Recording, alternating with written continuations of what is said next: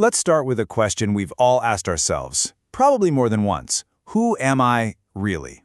Today, we're going to dig into a really fascinating answer, an ancient one that comes from, of all places, a battlefield. So, picture this. We're in the middle of a war. A warrior named Arjuna is having a total existential crisis, and he turns to his guide Krishna and asks him, not for a better weapon or a battle plan, but for the truth about reality itself. He wants to know about this thing called the field and the knower of the field. And look, Arjuna's question, it's not just some old philosophical thing. It's a struggle that you and I face every single day. I mean, we do this constantly, right? We think, I am my body, I am my job, I am my anxieties. We get so wrapped up in our successes and our failures. But what if all of it is just the stuff that's happening, and not the real you at all? This is where the Bhagavad Gita gives us this incredibly powerful and actually pretty simple way to see things more clearly. It all comes down to two big ideas, the field and the knower of the field. All right, so to get this, we've got two key terms. The first is Prakriti. Think of Prakriti as, well, everything. It's the entire material world, all the stuff you can experience. Let's just call it the field. Then you have Purusha. That's the pure, silent consciousness that just observes the field. We'll call that the knower. So here's a way to think about it.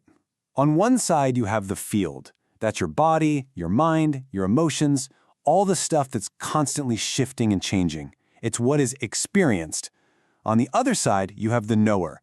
That's the soul, pure consciousness, the part of you that is totally unchanging.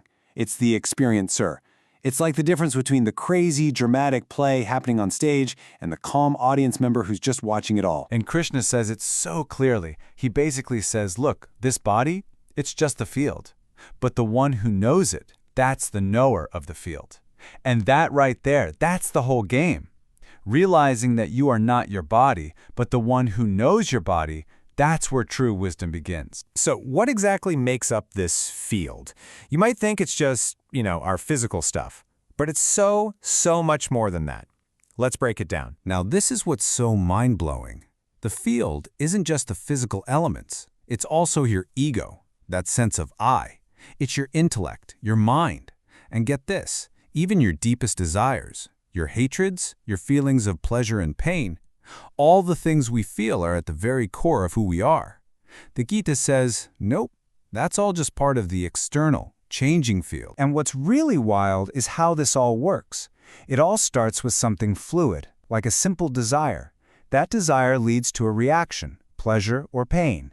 You repeat that reaction over and over and it becomes a habit.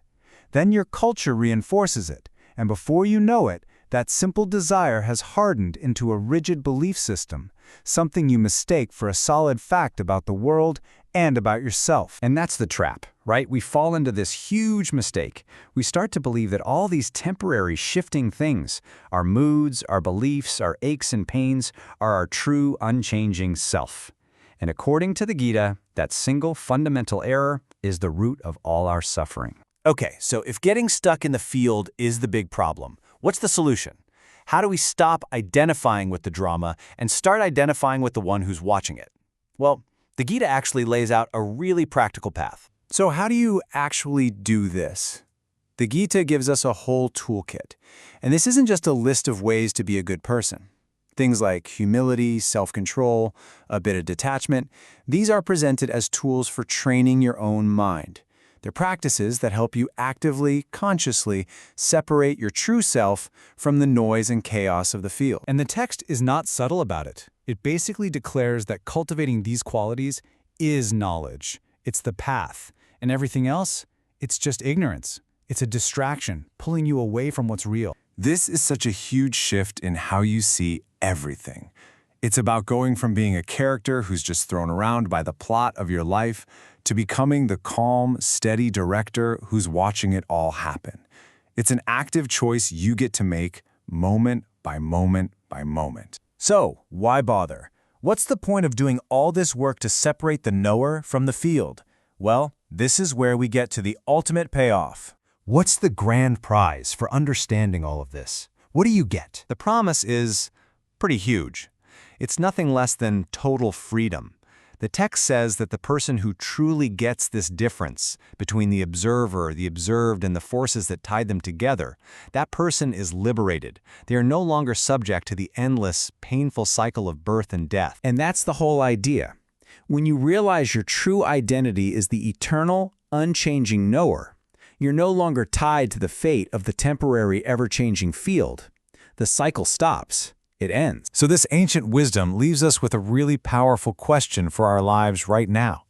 As you go about your day, as you feel things, think things, experience the world, you have a choice. You can ask yourself, am I the storm of thoughts and feelings, or am I the quiet sky that's aware of the storm? The question isn't just about understanding what they are. The real question is, which one are you?